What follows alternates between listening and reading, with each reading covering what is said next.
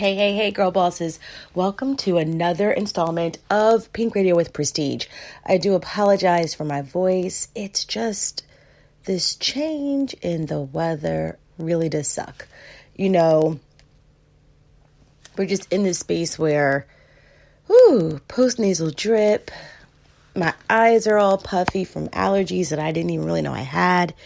And you can't cough in public because no one wants to hear that you have allergies because everyone's going to assume that you have the coronavirus. So you just stay home and drink tea and just try to get better. So this sucks. My voice sucks. I do apologize. But nonetheless, we're going to go ahead and get this episode going. So this episode is all about the Imposter Syndrome. Tag you're it. So here's the thing. I know for a fact that in business, so whether or not you're an entrepreneur or if you are just a woman in business, you working your 9 to 5, you hope to climb the corporate ladder. I know that generally speaking, gender studies have shown that women usually suffer from imposter syndrome in way higher amounts than men. Normally what we find in the predicament or the situations where we're talking about promotion or going for different positions, women normally feel that you have to have X amount of years of experience, education, certificates in order for them to feel that they are qualified enough to be able to go after a position. Where men, and this is all generally speaking, and we know that with studies, even studies have their biases, but I will say that generally speaking, they show that with men, they just have to feel that they can do the job and they will go for it. And I can say I've probably only experienced this once in my career. I was a manager of training and development for a water company, and the company was huge. And so I used to work in their financial services portion of the business. And so there we had about 200, 300 folks who worked in that arm. And so my job was to create learning solutions, development plans, and things of that nature for those individuals and support all aspects of learning and development for that group. And then I moved over to the IT part of the business, and there they were responsible for supporting all 8,000 to 9,000 employees in any technical implementation that took place for the company. And so when I went from the financial services part to the IT portion of the business, the role was different. So I went from being a manager to being a lead, and I honestly didn't care because the title was one thing. It seemed like a demotion because of the title, but what I was responsible for was way more, and what I was getting paid because it was out of IT was way more. So it was kind of like, could care less what you call me. Let's talk more about what you're paying me. So I went for the position. Now, at this point, I have already been in a leadership position that was considered higher than the position I was going for, meaning I was a manager, not a lead. I had already had my master's at this time in instructional design and technology. I have at this time already worked in training and development probably for about 7 years. So at this point, I feel like I was okay in going for this position. But what's really funny is that I still felt like I wasn't enough. The fact that I had never worked in IT before kind of scared me a little bit. And I just didn't know if I could cut it. So there was a young man who I really liked. I thought he was super cool. He reported to me, and he thought he should have got the job, which I thought was interesting. So not only did he thought that he should have gotten the job, but a little bit after me being a lead, I had the opportunity to then step into a management position. So when I was interviewing for the lead position, they asked me, do you ever want to become a manager again? I was like, absolutely. So they were like, okay, great. So they already in their minds had already prepared for this growth for me once I came on board. And so my manager was promoted to director. Then I got the opportunity to be the interim manager, and then eventually went into that space. So his guy, who shall remain nameless, not only thought he should have been the lead, but more importantly thought that he should be the manager of the group. Now, did not have not even an undergraduate degree. He did not have any background in training and development, but he felt that he could do the job. And because he felt that he can do the job, he felt so confident in it that he decided to go to the CIO to share that I was not the right person for the job and how he was. Remind you, at this point, I've already been in the management position. Prior to even being in a management position, I was an executive coach for an organization. So, I mean, dude, how are you more qualified than me? And Nicole, how are you still sitting here thinking you're not qualified enough? So I will say that I do not think that this is the case in all aspects of when it comes to men and women. I will just say that one time in my very long career, I have experienced this. So the study for me was kind of like, I've experienced that. And I'll just say maybe, I just haven't been privy to people's thoughts when going for a position. So I was only, made aware of this one particular time, which really was insightful for me. But what we do know is that whether you are just entering uncharted waters and you're in this space where everything is new, some women feel that they're just not enough and that they're not the right person for the job, meaning the job within their business, the job within, running their business or positioning themselves in front of people. And I want to talk about how do we overcome this imposter syndrome. Now, the reason why I said tag your it is because there is going to be some point in your life. So if you're listening to this podcast episode now and you're like, well, I'm not really at that space in my life, I kind of feel like I'm good. You go ahead and you bookmark this and you save this, because at some point when you reach a new level in your business, when you reach a new, when you get to this point where it's unknown or unfamiliar to you, you are going to feel like an imposter.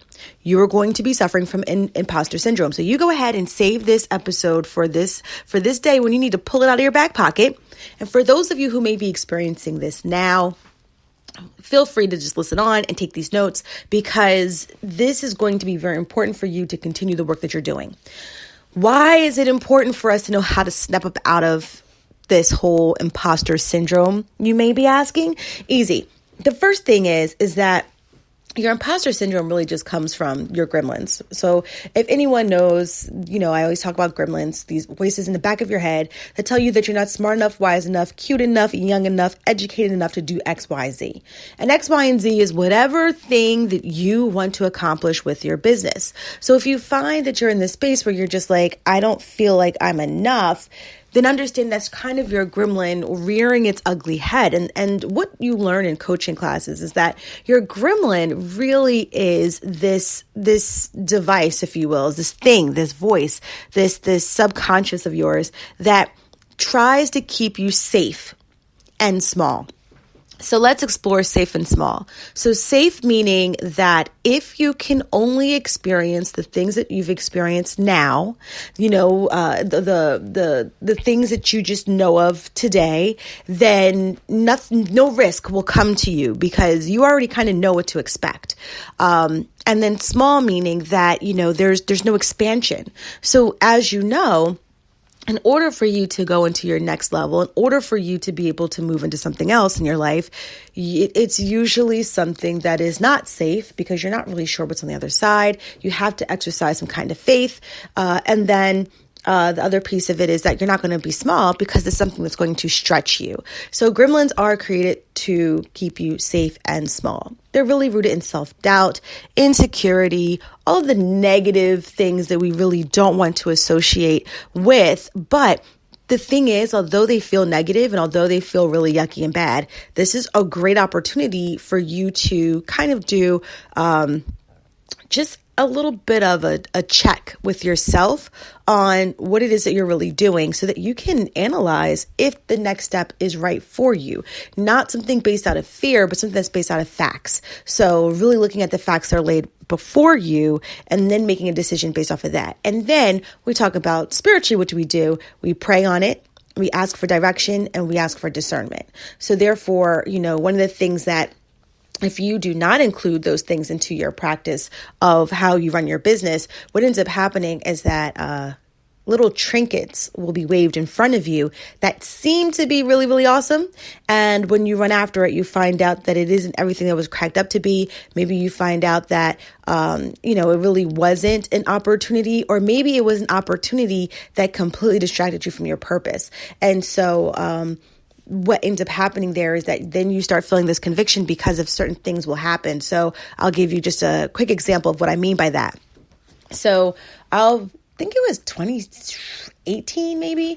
I decided to introduce a marketing and brand design kind of arm to the business. And it doesn't sound like a bad thing. I mean, the goal was really to be a one-stop shop for the girl boss. So you either get coaching from us, you either join our membership, or you could get these marketing services from us. The problem is when you open up an additional arm of your business and you're the only person doing all of the work. So at some point, there's going to be an arm of the business that really does lack in the better sense of a case of a word. So for me, I started doing branding, logo packages, website design, business cards, flyers, merchandising, all of the above. Okay, sounds great. And the money was actually really awesome, way more lucrative than my memberships. So here's the difference. Memberships are substantial and repeatable. So I knew what I was getting every month, but then the marketing side of it was really lucrative in a space where I knew that any given month that I had X amount of clients, I was going to make far more than what the memberships brought in. But it wasn't as repeatable or sustainable because they were all transactional, meaning one-time transactions. So someone who gets a website isn't going to have a website every month, right? There's one website and that's the website, and usually it's the website for the year, unless they have a lot of updates that they need to upload. So with that, I began to really fall off on the content and course creation that I needed to do for my members. Oh, goodness, it was crazy. So because of that, what ended up happening was that my members started dropping. And so I know that, or I knew, especially then, that I didn't really want to have this marketing business. It was really just meant to position Prestige as the one-stop shop for the girl boss. I did not enjoy making websites for other people. It's actually something I still don't enjoy doing to this day. I only do it for my elite members. But I just, it's something that doesn't bring me joy. And so I had no problems. I didn't even archive the page. I just straight up deleted the page so that it was no longer part of the website, that we do not offer these services. And then I focused back on building a better experience for my members. So the trinket or the distraction was, ooh, you can make all this money over here. The problem was that really wasn't part of my purpose. My purpose is to teach. My purpose is to connect others, with like-minded women so that they can flourish their business and have a support system. And there was nothing about that in the creation of websites, in the creation of whatever. So, of branding and logo design. So I really knew that it was time for me to stop. So when I talk about this distraction, when I talk about this whole thing of, being mindful that everything that is dangled in front of you with this promise of quote unquote success. So when I say quote unquote success, guys, what I mean is a lot of us tie success to monetary gain. So you're going to say, oh, well, if I make X amount of dollars, I'm successful. Well, if that were true, we would know that those who were rich and famous wouldn't be, going into the Betty Ford clinic for because they're tired or exhausted or dehydration, which is all code words for they need to get off of drugs. So we know that money is not the only thing that is a metric for success. But unfortunately, that's the first thing we look for when we want to measure how successful one actually is. And so when you are, looking at these trinkets or these opportunities that are dangled in front of you, if you're not mindful, if you're not careful, you will just say, oh, I want to go ahead and do this. So all that to say, make sure that you also include, whenever you are in this space of really going into this new chapter in your business, that you are going into the space where you are exercising or practicing prayer and meditation around discerning, what's really right for you, and asking God for direction so that you aren't led astray. It doesn't mean that 100% you won't be, because remember, free will is still a thing, but at least you're having this daily dialogue with God so that you are in a better position to be able to decipher what is for you and what's not for you. And also, too, to help you not feel like an imposter. Because if you truly feel like this is something that God has placed into your lap, then what you realize is that you're going through something to prepare you for this next chapter. It just doesn't always feel great, especially if you are exercising faith, because you don't know what that next step is. You don't know what's on the other side of that. So it's a little tough out there when you're building this business and everything seems, new when you're leveling up. So let's talk a little bit about why do we need to also focus on taking the time out to cancel out these fears or these feelings of being an imposter. So when these voices appear, listen, if you haven't full-blown conversations with a voice in your head, that's something different. You need help. And I'm not being facetious. I'm being dead serious. When we're talking about these feelings that kind of swell up inside of you that make you fearful to take the next level, okay? So the reason why you really also want to make sure that you're doing the work to cancel these feelings is because when these voices appear, you stop working because you aren't really sure if this is right. You're scared. You don't feel like you're enough. You feel like no one's watching you. You feel like no one's seeing you. That's a whole nother conversation for a whole nother day about why do people need to watch you and see you. But you feel like there's no engagement. So with that, you'll find that then you're not doing the work. And if you're not doing the work, then you're not helping. What do I mean by that? So if you're having a purpose-driven business, meaning that you believe your spiritual gift is, let's just say, some people think their spiritual gift is cooking. Don't laugh, because for those of you who cook, you know what I mean. For those of you who enjoy a good meal like myself, you know what I mean. But I have a really good friend who is a chef. And so she says that she believes that her purpose in life is to allow people to enjoy the one essential thing that they need in order for them to live, which is to eat food. And so she wants to make that experience enjoyable, and she wants to be able to do it with love, and she wants to be able to do it in ways that people have never experienced before. So she takes the time in creating meals. Let me tell you, this woman, okay, I'm I'm an egg person, but I don't like a lot of egg.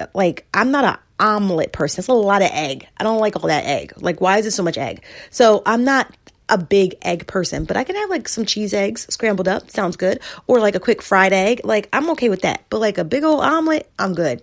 A big old quiche, you can keep that. I will eat her quiche. Matter of fact, I've eaten her quiche so much one time, I went back and asked for seconds and thirds because it was so good. And I'm not a quiche person. I'm not really a ceviche person because the thought of you cooking seafood with just juices of a lemon or citrus to me sounds like I'm about to catch salmonella. But her ceviche, tear it up every time. So good.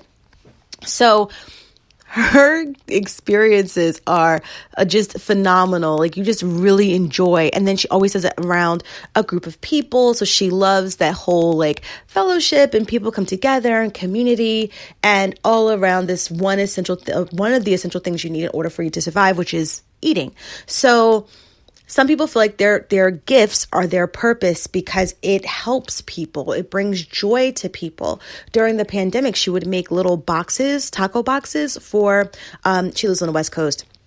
for her friends, and she would drop them off. I was very jealous that I don't live on the West Coast, because I wanted a box of tacos from her for sure. So, a lot of people feel like their gifts are their purpose. So imagine this. Imagine if she felt like, nobody really enjoys my food, and I don't really feel like I should be doing it anymore, because I don't really think that, because no one's really telling me that they enjoy it. Maybe it feels like I shouldn't continue to do it.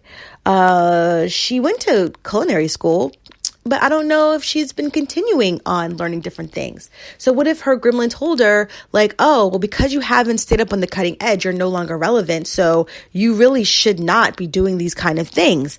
And then she stops cooking or stops providing these meals. Now, she's providing these meals during the pandemic to help people feel like they had some kind of normalcy when everyone was on quarantine and there was a curfew that we had going on during the spring.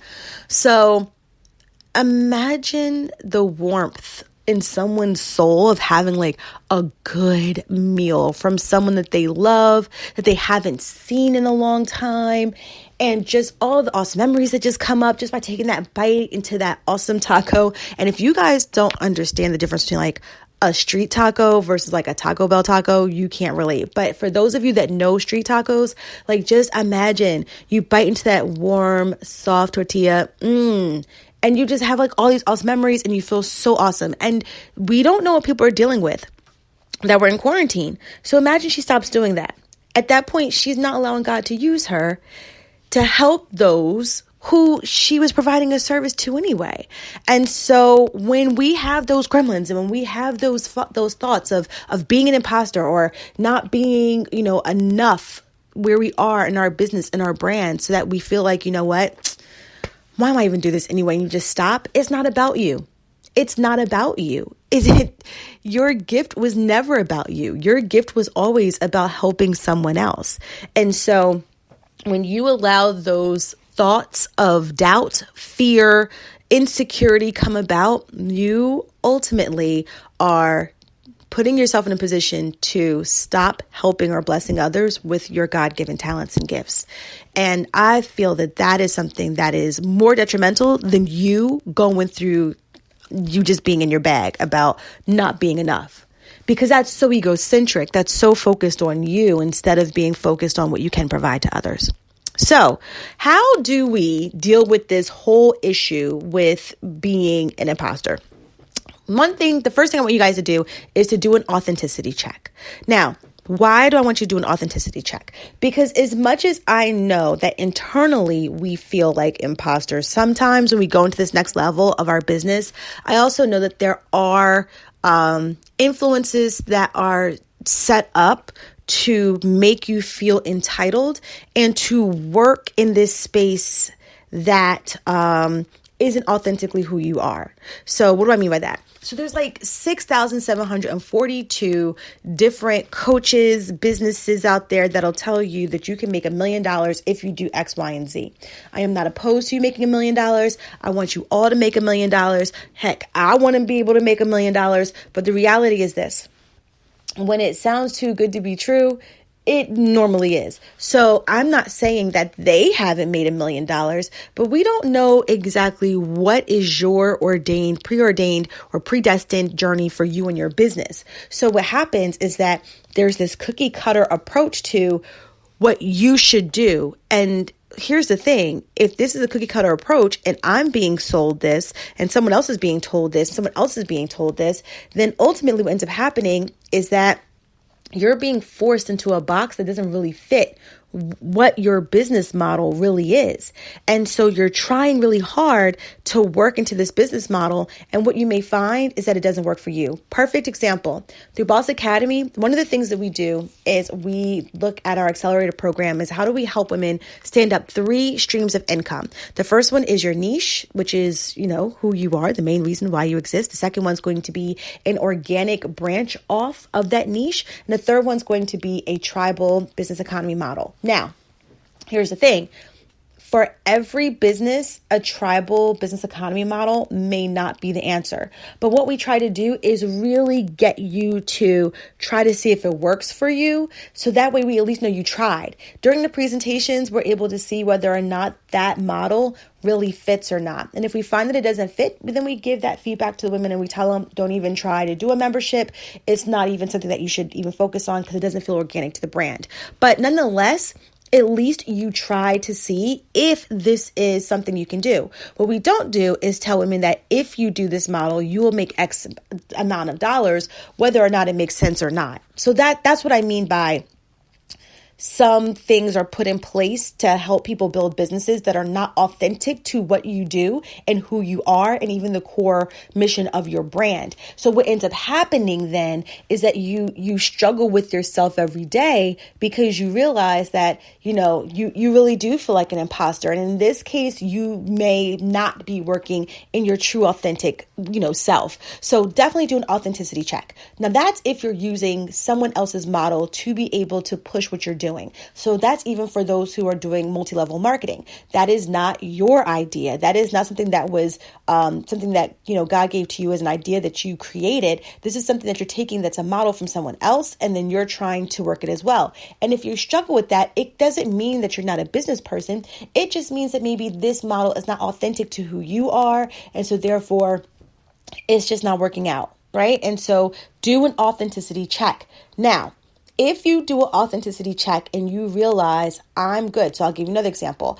I had a young, and when I say young, meaning not in age, but meaning how early in her career, right? So early in her career. So someone just passed, let's say the real estate exam. She was new at this and she was, a young real estate agent.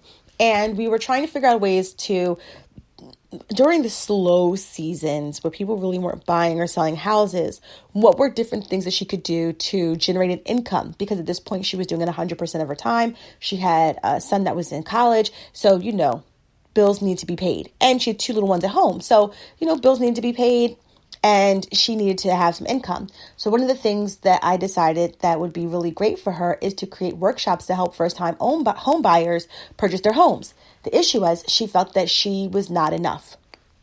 So I said, listen, you just took a course. You took, hours of coursework. You just passed the exam. There's all this information that first-time home buyers do not know. Now, if you do an authenticity check in that predicament, you're able to say, I do have some information that I can actually teach these folks how to do X, Y, and Z. She also had a credit repair business as well. So for those that were really struggling with their credit, she could then offer this service as well. So now you figure if you're doing authenticity check, you're realizing you're not frauding people at all. You're literally giving them gems to help them solve a problem that they're currently experiencing. I have no clue how to buy a home. After I take this course, I will know not only how to build a home, but I'll also know how to fix my credit. And I have someone who's going to help me fix my credit and someone who's going to help me purchase a home. Oh my goodness. Where do you guys sign up? Right? So when you do an authenticity check around things like that, you're able to see that although you feel like you're too new, you realize that you genuinely will be able to provide a resource to people to help them where they are. You do not have to be the uber experienced version of yourself. Your brand will grow with you. My Fire Stick just turned on, y'all. And Netflix just came on out of nowhere. That scared me. I'm sorry for the pause. Y'all probably heard it in the background too. That made me It was all these gems I was dropping. The enemy didn't want you guys to get it. So with that, what's really interesting is that, and I lost my whole train of thought. And I'm so sorry, guys. But anyway, when you do your authenticity check, realize that you do not have to be the uber experienced version of your brand. Your brand can grow with you. So ask yourself where I am today, who I am today, what I know today, what can I teach today? What can I provide as a service today? What can I sell today? And if you focus on that, then you realize that you're not being an imposter. For me, an imposter is being someone who's fraudulent, someone who is positioning themselves to be more than what they are. Do not do that when you do your authenticity check. Just say who the brand is today. What can I offer today? And that should really help you knock off number one. Number two is just that, understanding that you can grow with your business. So that means that when you do your authenticity check, take stock, right? Take inventory of what are all the different things that you can provide to your tribe today. That's what you build the business on. That's what you build the brand on. That's what you move forward into. Even if you feel like you're going into new territory and it feels uncomfortable to you, ask yourself, okay, once I kind of understand like where I am, what can I provide today? What can I do today? What is it that I can learn from this experience today? I always equate this to when women first get an opportunity to speak and they aren't sure of like the dollar amount to ask for. So they either go way too high or way too low. Well, here's the thing. Be authentic in where you are today, meaning you don't know. And if you don't have people that you can kind of reach out to and talk things over with that are knowledgeable in this, remember the seek wise counsel, then what ends up happening is that you'll have to just learn, by trial by fire. So you'll just have to say, okay, I'm going to go for this amount. If this amount feels really low, then next time, because you'll have more, right? One speaking event lends itself to another one. Then you'll be able to say, okay, I need X amount of dollars in this area for the next time. If you go too high, you'll learn your lesson because they'll come back and they'll counter offer, or they'll come back and say, well, no, thank you. And it doesn't mean that you've lost this opportunity to speak forever. It just means that this opportunity wasn't the one for you and you had to learn from this way. So once again, you grow with your brand. No one that you see today who is a motivational speaker knew when they first did their first event what to do. No one knew exactly what to ask for. I know that for a fact. One of my founding members actually was a go-to person for a really, really well-known influencer who has been on The Real, who numerous times, who had their own sponsorship through IKEA and Ford. And let me tell you, that person literally said, like, okay, I have this speaking engagement. How much money should I ask for? And the price list that person actually gave me to speak to the women of the Prestige Society was the same price list that my founding member gave her when she didn't know what to ask for. So guess what? Everyone starts somewhere. So this could be if you're just, breaking into the industry and you're not really sure what to do when it comes to providing a product or a service. This could be when you're going into this next level of your business and you're breaking into, let's say, motivational speaking and you don't know what to ask for. This could be for anything. Understand that you are where you are today. There is nothing wrong with it, and you will grow with your brand. It feels uncomfortable. Nobody wants to be cheated. Nobody wants to be seen as a novice. But guess what? It's okay because you have to grow with your brand. Last but not least, always be a student. So one of the things I think is really important for those who feel like they suffer from imposter syndrome is that you feel like you don't know enough information about X, Y, and Z. Well, here's how you work on that piece. You get more information on XYZ. So let's just say you're not really comfortable in the art of negotiation. Well, go check out some YouTube videos, y'all. Go get an Audible book and learn about it. Try to read a book on it. Try to take a class on it. Let's say you're not really comfortable in, the area of sales. Okay, learn about sales funnels. I mean, literally, we are in this digital age where information is at our fingertips. This is the time for you to be able to say that I need to be a student. My Wednesdays are research and development days for me. R&D is really important. My members come to me for information. I have to always have information at my fingertips. So articles, resources, doing demos, looking at different technology or software or apps that can help them. These are all things that I spend my time doing on Wednesdays. Wednesdays is R&D day. So really take some time to ask yourself, what days are you a student of your business and of your industry? Because they're two different things. If you're a hairstylist, you need to understand the acumen of a businesswoman or a business person, period. And then as a hairstylist, you need to understand also the business of the hair industry. So those are two different things. You need to understand the basics of, the business finances. You need to understand the basics of everything like, let's say, marketing, sales. But then when it comes to the hair industry, you need to know when new products are out and what do they do to the hair. You need to understand hair care. You need to maybe understand a better technique when it comes to installing lace fronts. I don't know. Microlinks is an incredible business. My hairstylist is microlinks, and I think she does them for like $1,000. So, excuse me, somebody need to go learn how to do some microlinks and hope we have the clientele to be able to pay for it. She has people who fly in to come, not just to learn from her because they pay for that too, but she has people who fly in to get that service. So really take the time to always be a student of your business and your industry. So guys, with those three things, I hope that you feel that you are in a better position to be able to just, give a little 1-2 knockout to the gremlins, really get rid of and shake off that imposter syndrome you may be feeling at this time, and just go ahead and have an awesome and productive and most of all, blessed day. All right, guys, bye.